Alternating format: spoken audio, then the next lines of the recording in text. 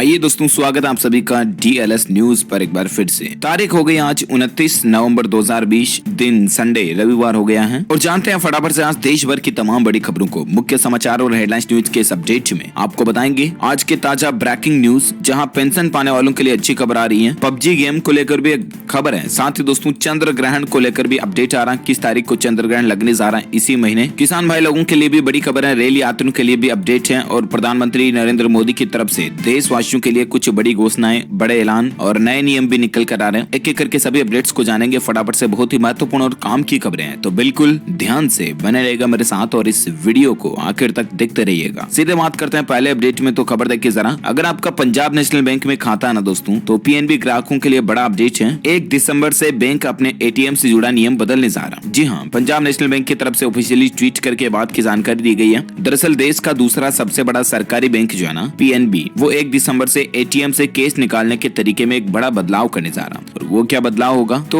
दरअसल अब Punjab national bank भी दोस्तों OTP बेस्ड विड्रॉल सिस्टम लागू करने जा रहा है। हाल ही में आपको पता होगा ये सिस्टम SBI ने लागू किया था, तो अब PNB भी लागू करने जा रहा है। जहां अगर आप नाइट आवर्स में 10,000 रुपए से ज्यादा का अमाउंट निकालोगे ना, तो फिर PNB ग्राहकों को OTP की जरूरत पड़ेगी। जी हाँ, सीधा मतलब है कि 1 दिसंबर से रात 8 बजे से लेकर सुबह 8 बजे के बीच अगर आप पंजाब नेशनल बैंक के ATM से एक बार में 10,000 रुपए से ज्यादा की निकासी करते हो, तो फिर OTP बेस्ड ट्रांजैक्शन होगा, यानी कि OTP डालने की आपको जरूरत पड़ेगी। ओके, चलिए बात करें अगले अपडेट की। तो खबर देखिए जरा, प्रधानमंत्री नरेंद्र मोदी ने तमिलनाडु के मुख्यमंत्री से बातचीत की है और चक्रवात निवार तूफान आया था, आपको पता होगा हाल ही में तमिलनाडु में, उससे नुकसान में सहायता का भरोसा भी दिया। दरअसल कल ही PM नरेंद्र मोदी और तमिलनाडु के मुख्यमंत्री एडप्पाडी पलानीस्वामी से बातचीत हुई और चक्रवात निवार के मद्देनजर स्थितियों पर चर्चा करने के बाद मृतकों के परिजनों के लिए 2-2 लाख रुपए और घायलों को 50-50 हजार रुपए की अनुग्रह राशि देने की घोषणा भी की है। प्रधानमंत्री कार्यालय यानी कि PMO की तरफ से ट्वीट करके बचाव और राहत कार्यों में सहायता के लिए केंद्रीय टीमों को तमिलनाडु भी भेजा गया, तो ये राहत की बात है। साथ ही अगली खबर देखिए, किसानों को मिलेगा सस्ती दरों पर लोन, अब राज्य भी ले सकेंगे PM कुसुम योजना का लाभ। जी हाँ, दरअसल दोस्तों प्रधानमंत्री किसान ऊर्जा सुरक्षा उत्थान महाअभियान जो है ना PM कुसुम योजना, इसके तहत अब राज्य एग्रीकल्चर इंफ्रास्ट्रक्चर फंड के माध्यम से रियायती ब्याज दरों पर लोन ले सकते हैं। जी हाँ, PM कुसुम के तहत 1 लाख करोड़ रुपए का फंड बनाया जाएगा, जिसका मुख्य उद्देश्य सिंचाई में डीजल के उपयोग को कम करना, जबकि कृषि के क्षेत्र में सौर प्रौद्योगिकी को बढ़ावा देना होगा। इस फंड के तहत देश में कृषि के क्षेत्र को आत्मनिर्भर बनाए जाने के लिए कदम उठाए जाएंगे। तो ये वाकई में किसान भाई लोगों के लिए भी अच्छी खबर है कि उनको राज्य सरकारों के माध्यम से अब ये PM कुसुम योजना का लाभ और भी ज्यादा मिल पाएगा, जहां दोस्तों किसान भाइयों को ज्यादा से ज्यादा सौर ऊर्जा सेटअप के ऊपर जोर दिया जा रहा है। अच्छी बात है। और अगली खबर देखिए जरा, LPG सब्सिडी को लेकर सरकार का एक बड़ा बयान देखने को मिल रहा है। 7 करोड़ ग्राहकों पर इसका सीधा असर पड़ेगा। दरअसल भारत पेट्रोलियम कॉर्पोरेशन लिमिटेड में सरकार अपनी हिस्सेदारी बेचने वाली है और ऐसे में दोस्तों BPCL LPG गैस का इस्तेमाल कर रहे 7 करोड़ से भी ज्यादा ग्राहकों के मन में सब्सिडी को लेकर कई सवाल चल रहे थे। इस सवाल को लेकर केंद्र सरकार की ओर से स्पष्टीकरण जारी किया गया। जी हाँ, केंद्रीय मंत्री धर्मेंद्र प्रधान ने शुक्रवार को कहा कि BPCL के निजीकरण के बाद भी उसके उपभोक्ताओं को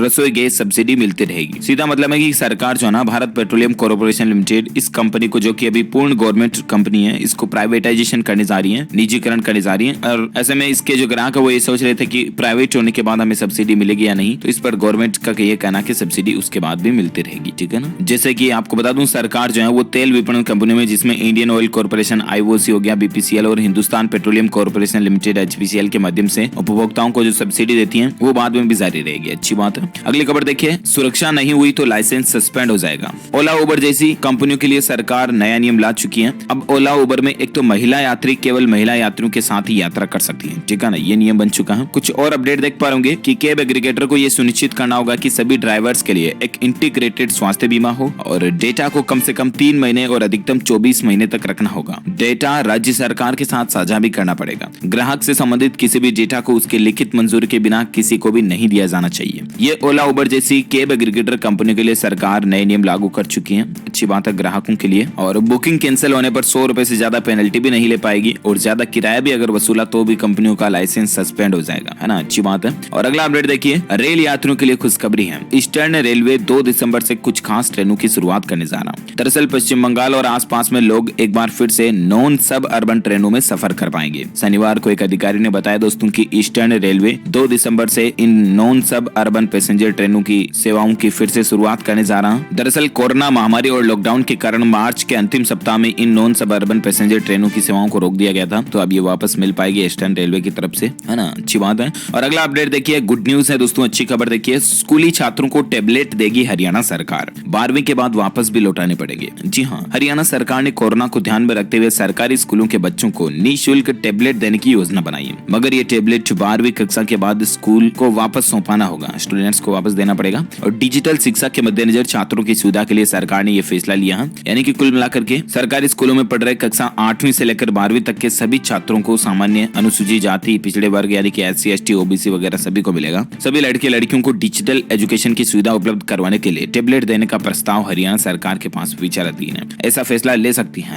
हरियाणा सरकार, है ना। तो देखते हैं और हरियाणा गवर्नमेंट की तरफ से इसको लेकर ऑफिशियली क्या अपडेट आता है, मैं आपको बता दूंगा जरूर DLS न्यूज के ऊपर। फिलहाल देखिए आप एक अगली खबर है, किसानों के लिए और एक बड़ी खबर देखिए, खेती के लिए सरकार देगी सस्ता ड्रोन भी। ये आखिर पूरी योजना क्या है? तो दरअसल कृषि के क्षेत्र में रिसर्च, टिड्डी नियंत्रण और फसल उपज में सुधार लाने के लिए केंद्र सरकार बड़े कदम उठा रही है। इसी कड़ी में दोस्तों सरकार जो है वो खेती किसानी के लिए सस्ते ड्रोन भी देने जा रही है। जी हाँ, सरकार ने नागर विमानन मंत्रालय और नागर विमानन महानिदेशालय DGCA ने कृषि रिसर्च में गतिविधियों के लिए अंतर्राष्ट्रीय अर्ध शुष्क उष्ण कटिबंधीय फसल अनुसंधान संस्थान ICRIST हैदराबाद तेलंगाना को ड्रोन की तैनाती के लिए भी बिना किसी शर्त के छूट दे दी है। तो ये भी सरकार कुल मिलाकर के दोस्तों किसान भाइयों के लिए एक नया अपडेट लाने जा रही है, जहां ड्रोन में क्या क्या आपको फीचर्स मिलेंगे, ड्रोन का खरीदार कौन होगा, इनकी जानकारी भी आप स्क्रीन पर देख सकते हैं। चलिए साथ ही अगला अपडेट है, टैक्स को लेकर अपडेट देख पा रहे होंगे दोस्तों कि किराएदार ने नहीं दिया है किराया, तो अब आपको इस पर नहीं देना होगा इनकम टैक्स। समझ रहे हो ना, ये भी एक किराएदार और मकान मालिक से संबंधित भी नया नियम आप समझ सकते हो। दरअसल ITAT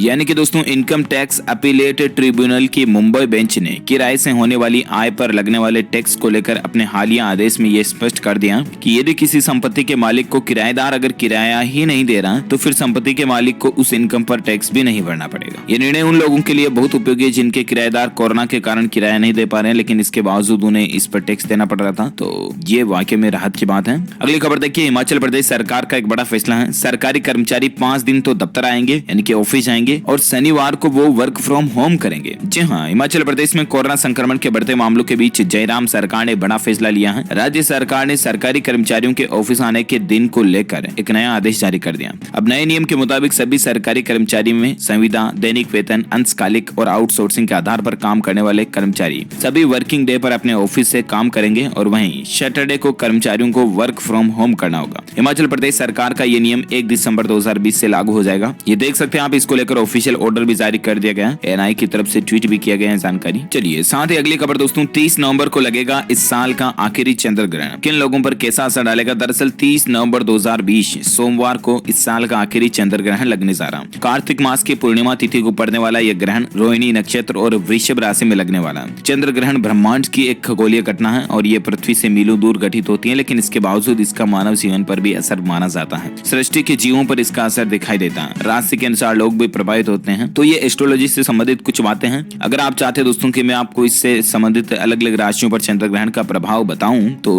नीचे कमेंट करके मुझे बताइए जरूर। आपका नाम कमेंट में लिखिएगा ताकि आपके नाम का पहला अक्षर क्या है उसके अनुसार आपकी राशि पर चंद्र ग्रहण का प्रभाव क्या रहेगा, इसका एक अलग से वीडियो में DLS न्यूज के ऊपर बना दूंगा, क्योंकि अभी मैं एक एक को बताऊंगा बहुत ज्यादा लंबा हो जाएगा। सिंपली अभी आप इसका टाइम और समय तारीख देख लीजिए। उपछाया से पहला स्पर्श होगा 30 नवंबर 2020 की दोपहर 1:04 पर और परम ग्रास 30 नवंबर की दोपहर 3 बजे और उपछाया से अंतिम स्पर्श होगा 30 नवंबर की रात शाम 5:22 तक चंद्र ग्रहण का प्रभाव रहेगा। ठीक है ना। और अगली खबर देखिए दोस्तों, गूगल तो आप जरूर यूज करते होंगे कुछ भी चीज सर्च करने के लिए, कुछ भी चीज देखने के लिए, नॉलेज के लिए, इंफॉर्मेशन के लिए। गूगल सर्च इंजन तो हम सभी रोजाना काम लेते ही हैं, राइट। ऐसे में गूगल जो है वो कुछ नए फीचर्स देने जा रहा है और उसके बाद पहले से ज्यादा आसान हो जाएंगे आपके कई काम। सॉफ्टवेयर कंपनी गूगल जो है ना अपने नए नए तकनीकी बदलाव करती रहती है। हाल ही में आपको पता होगा गूगल ने बीते कुछ महीनों में कई नए ऑप्शन भी अपने फीचर्स में जोड़े हैं। अब कंपनी अपने गूगल सर्च इंजन को कुछ नए फीचर्स से जोड़ने जा रही है। एक रिपोर्ट के मुताबिक दोस्तों कंपनी के ये नए फीचर्स यूजर के लिए बहुत सुविधाजनक भी होंगे। अब अगर आप गूगल पर कुछ भी सर्च करोगे ना, इस दौरान आपके सामने कई विकल्प मौजूद होंगे, जैसे कि एक तो गूगल ने सर्च क्वेरी को मर्ज कर दिया, मतलब सर्च इंजन में नए फीचर्स के मुताबिक सर्चिंग के दौरान किसी भी टॉपिक को मर्ज करके पेश किया जाएगा। इससे यूजर को और भी ज्यादा अच्छे परिणाम देखने को मिलेंगे। मान लीजिए आप गूगल पर टर्की सर्च करते हैं तो उसके जैसे शब्द को सर्च करेंगे तो आपको नया सर्च फीचर कार्विंग के जरिए दोनों शब्दों को मर्ज करके पेश करेगा वगैरह वगैरह। अभी भी आते हैं ऑटो कंप्लीट वगैरह कई सारे, लेकिन उसके अलावा भी कई सारे एडवांस्ड फीचर आपको गूगल में मिलेंगे। ठीक है ना। चलिए अगला अपडेट देखिए, PM किसान योजना को लेकर अपडेट है दोस्तों, इस तारीख से किसानों के खातों में आएगी पीएम किसान योजना की 7वीं किस्त। जी हाँ, प्रधानमंत्री किसान योजना की 7वीं किस्त जो है ना, वो 1 दिसंबर 2020 से किसानों के खातों में डलना शुरू हो जाएगी। मोदी सरकार इस योजना के तहत हर साल किसानों के खातों में 6-6 हजार रुपए डालती है। ये राशि 2-2 हजार रुपए की 3 किस्तों के रूप में दी जाती है और अब 1 दिसंबर को इसकी और 7वीं किस्त भी आएगी। ठीक है ना। चलिए अगला अपडेट देखिए, पबजी मोबाइल इंडिया को लेकर खबर है कि आखिर कब होगा ये लॉन्च। रिपोर्ट से ये बात का खुलासा देखने को मिल रहा है, क्योंकि पबजी मोबाइल गेम के जो लवर्स हैं इस गेम का बेसब्री से इंतजार कर रहे हैं, राइट। और ऐसे में हालांकि ये तो तय है कि पबजी मोबाइल इंडिया तो आएगा तो है ही, ठीक है ना, क्योंकि ऑफिशियली पबजी की तरफ से भी अनाउंसमेंट किया जा चुका है। लेकिन आखिर कब आएगा, तो इसको लेकर खबर चल रही दोस्तों की पबजी जो है ना, वो 1 से 6 दिसंबर के बीच वापस लॉन्च हो सकता है। हालांकि एक परमिशन लेना बाकी है, उसके बाद ही पता चलेगा। ये तो एक मीडिया रिपोर्ट के मुताबिक एक्सपेक्टेशन डेट सामने निकल कर आ रही है, संभावित तारीख है, कंफर्म नहीं है फिलहाल भी, लेकिन संभावित तारीख है कि 1 से 6 दिसंबर जो आ रही है, अभी 1 से 6 तारीख इसके बीच में लॉन्च हो सकता है। फिलहाल कुछ इसके रजिस्ट्रेशन प्रोसेस और प्रोसेसिंग जो गवर्नमेंट के जो कुछ फॉर्मेलिटीज हैं वो बाकी हैं, तो वो कंप्लीट हो जाए, उसके बाद इंडिया में इसकी रीलॉन्चिंग हो जाएगी। ठीक है। अगली खबर देखिए, पेंशन धारकों के लिए खुशखबरी है। 30 नवंबर तक जेपीपी जमा किए बिना भी आपको पेंशन मिलती रहेगी। हालांकि 30 नवंबर तो आ चुकी है, बस 1-2 दिन और बाकी है। जेपीपी बोले तो जीवन प्रमाण पत्र। आपको पता होगा, कल ही मैंने आपको अपडेट भी बता दिया था कि अब अगर आपको पेंशन मिलती है तो उसके लिए जो हर साल लाइफ सर्टिफिकेट जमा कराने की जो तारीख होती है ना, वो वैसे नवंबर में ही होती है, लेकिन इस बार इस तारीख को बढ़ा दिया। अब आप 28 फरवरी 2021 तक अपना लाइफ सर्टिफिकेट या जीवन प्रमाण पत्र जमा करा सकते हैं। कहीं से भी करा सकते हैं आप, ऑनलाइन माध्यम से भी करा सकते हैं, अपने नजदीकी पोस्ट ऑफिस से भी करा सकते हैं, या जहां कहीं भी आपके जिस बैंक खाते में पेंशन आती है वहां जाकर भी आप करा सकते हैं। ठीक है ना।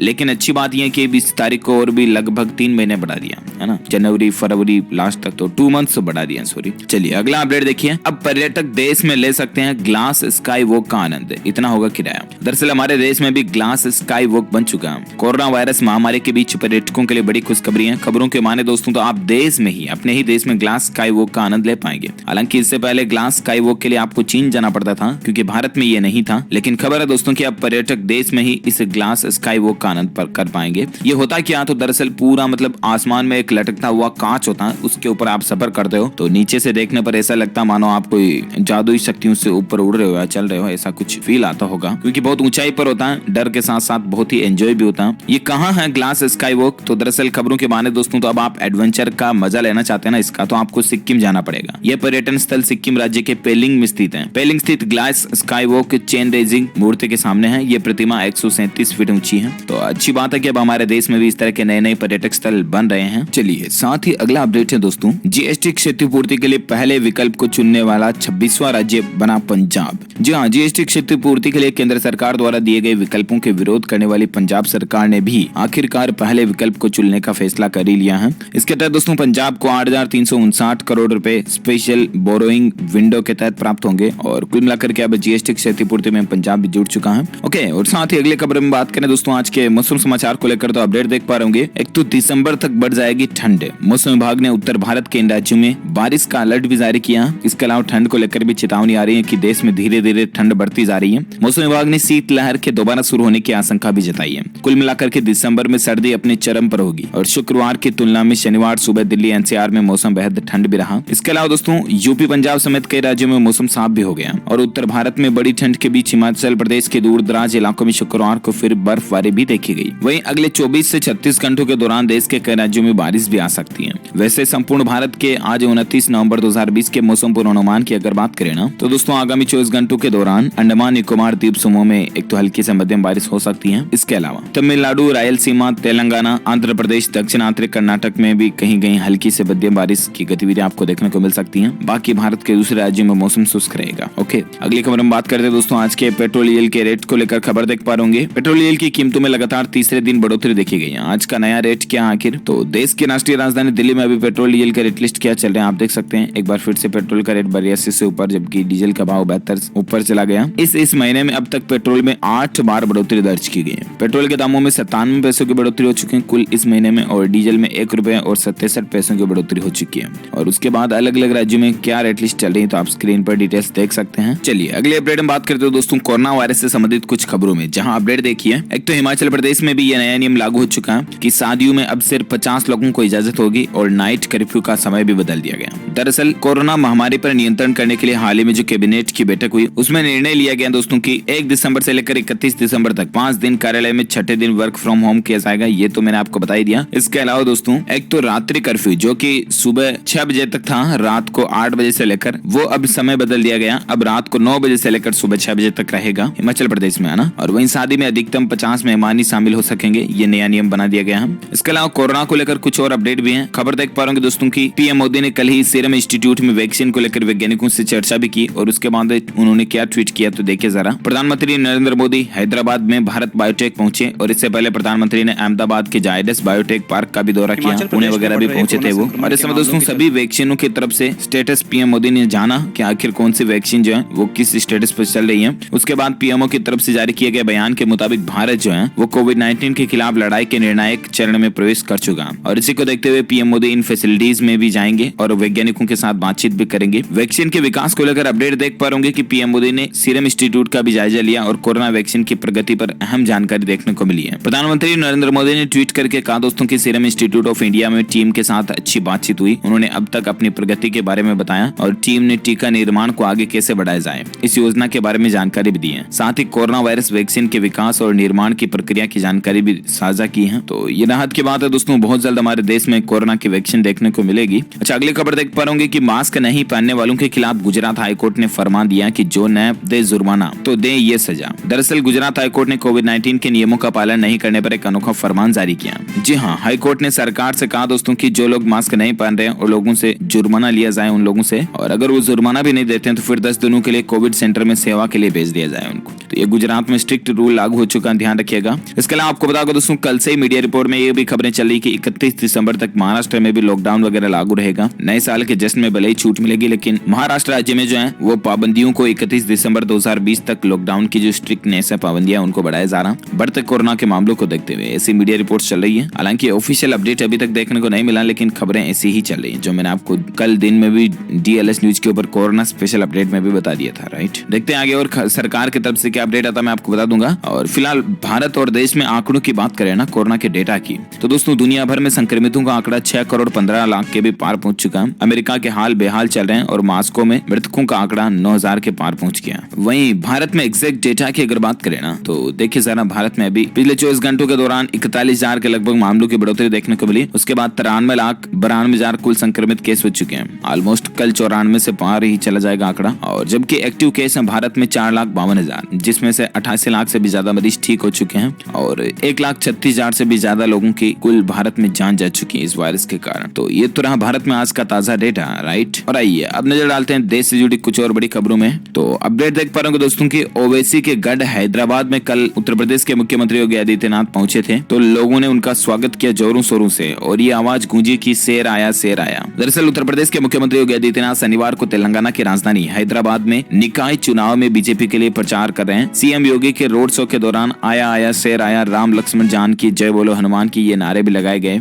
यूपी के सीएम को देखने के लिए लोग इतने उत्साहित थे कि सड़कों और घरों की छतों खिड़कियों पर जमा थे। वहीं से हाथ हिलाकर उनका अभिवादन भी कर रहे थे। पूरा रोड शो के दौरान भाजपा कार्यकर्ता और लोगों का उत्साह भी देखने को मिला था। तो ये कुछ चुनावी सिलसिला चल रहा है। ज्यादा मैं राजनीति की बातें नहीं करता हूँ, आपको पता है। सीधे अपन आगे बढ़ते हैं अगली खबर में, जहाँ खेल समाचार को लेकर अपडेट देखिए कि हार को भुलाकर जीत के लिए बेकरार है भारत। आखिर दोस्तों भारत का दूसरा वनडे मैच कब कहां कैसे खेला जाएगा, मैं आपको बता दूं दूसरा वनडे मैच आज ही खेला जाने वाला है। सुबह 9:15 बजे मैच ऑलरेडी शुरू होने जा रहा है। हो सकता है अगर आप 9:15 के बाद इस वीडियो को देख रहे हो तो मैच शुरू हो भी चुका है, ध्यान रखिएगा। ऑस्ट्रेलिया के खिलाफ सीरीज को बचाने के लिए आज रविवार को दूसरा वनडे मैच आखिर भारत को जीतना ही पड़ेगा, क्योंकि भारत ने पहले मैच को भी 66 रन से हार कर गंवा दिया था। तो इस मैच को भारत के लिए जीतना ही है और टीम इंडिया के लिए बेस्ट ऑफ लक हम सब की तरफ से। अगर आप भी चाहते दोस्तों कि आज के मैच में भारत की जीत हो तो प्लीज इस वीडियो पर एक लाइक जरूर कीजिएगा। टीम इंडिया का उत्साह बढ़ाने के लिए एक लाइक तो बनता है यार, फटाफट से कर दीजिएगा। और फिलहाल अपन आगे बढ़ते हैं अगली खबर में, जहां अपडेट देखिए यूपी में अगर धर्म परिवर्तन करना है तो व्यक्ति को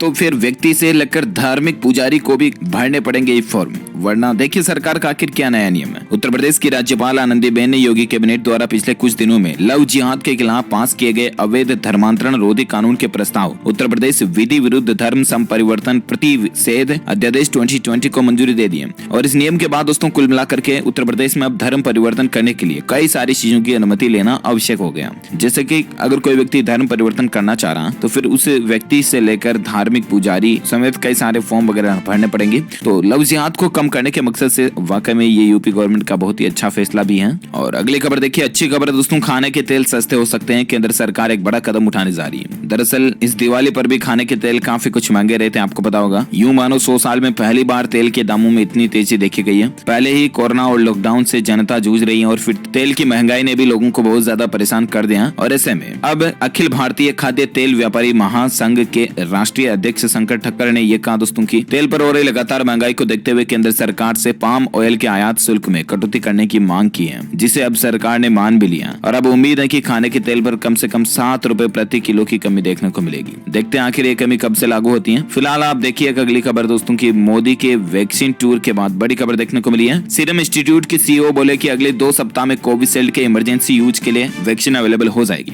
जी हाँ, रहा बहुत ही अच्छी खबर दोस्तों की, महज अगले 2 सप्ताह में ही इमरजेंसी यूज के लिए तो वैक्सीन आना शुरू हो जाएगी। कल जब प्रधानमंत्री नरेंद्र मोदी वैक्सीन दौरे पर निकले थे ना, तब पता चला सीरम इंस्टीट्यूट के सीईओ ने कहा कि कोविशील्ड वैक्सीन जो है ना वो अवेलेबल होने लग जाएगी। अच्छा, अगली खबर देखिए, चीन क्या कर रहा है, जरा टेक्नोलॉजी की हद देखिए। चीन ने लॉन्च किया दुनिया का पहला 6G सैटेलाइट। बड़ा उलटफेर भी हो सकता है इस मामले को लेकर, जबकि दोस्तों इस समय दुनिया के ज्यादातर देश 5G तकनीक के लिए कोशिशें कर रहे हैं और ऐसे में चीन ने स्पेस में अपना 6G सैटेलाइट भी लॉन्च कर दिया। तियानयान 5 के नाम से इस उपग्रह को 12 दूसरे उपग्रहों के साथ इसी महीने की शुरुआत में लॉन्च किया गया और माना जा रहा कि चीन का यह कदम दुनिया में क्रांति ला देगा। साथ ही सुपर पावर गेम में भी बड़ी उलटफेर हो सकती है। तो ये कुछ मसला चल रहा है। और साथ ही अगली खबर देख सकते हैं आप, कोरोना वैक्सीन को लेकर 5 चरणों में होगा टीकाकरण। पहले 31 करोड़ लोगों को लगाए जाएंगे, जहां पहले नर्सेज, डॉक्टर वगैरह स्वास्थ्य कर्मचारियों को लगाए जाएंगे, फिर बड़े बुजुर्ग जो ज्यादा उम्र दराज लोग हैं उनको लगाए जाएंगे और फिर देश के युवाओं का नंबर आएगा ना। साथ ही खबर देखिए, भ्रष्टाचार पर प्रहार है। उत्तर प्रदेश में कृषि भूमि के लैंड यूज चेंज में बड़ी राहत मिली है। पीडब्ल्यूडी में टेंडर प्रक्रिया को देखेगा प्रहरी। तो ये भी ज्यादा जानकारी आप देख सकते हैं, भ्रष्टाचार से संबंधित यूपी गवर्नमेंट का फैसला है। और इसके अलावा खबर देखिए दोस्तों की, उत्तर प्रदेश MLC चुनाव को लेकर अपडेट है। लखनऊ समेत इन जिलों में 29 नवंबर से 48 घंटे तक नहीं बिकेगी शराब।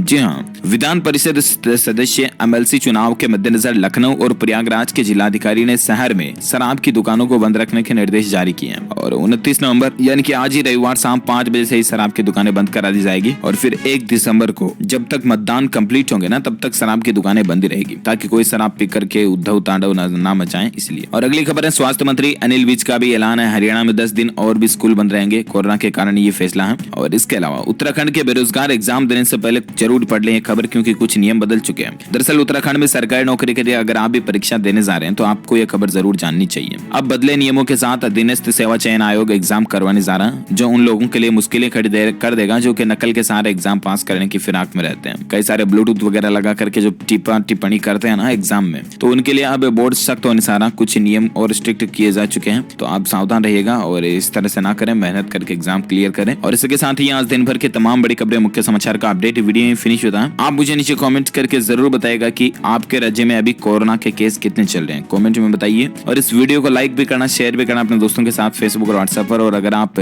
DLS न्यूज चैनल पर पहली बार आए हैं ना, तो चैनल को सब्सक्राइब करके बेल आइकन भी जरूर दबा देना, ताकि आपको रोजाना के ताजा अपडेट्स तुरंत आपके मोबाइल पर मिलते रहेंगे। Thank you, take care, goodbye, जय हिंद, जय भारत, वंदे मातरम।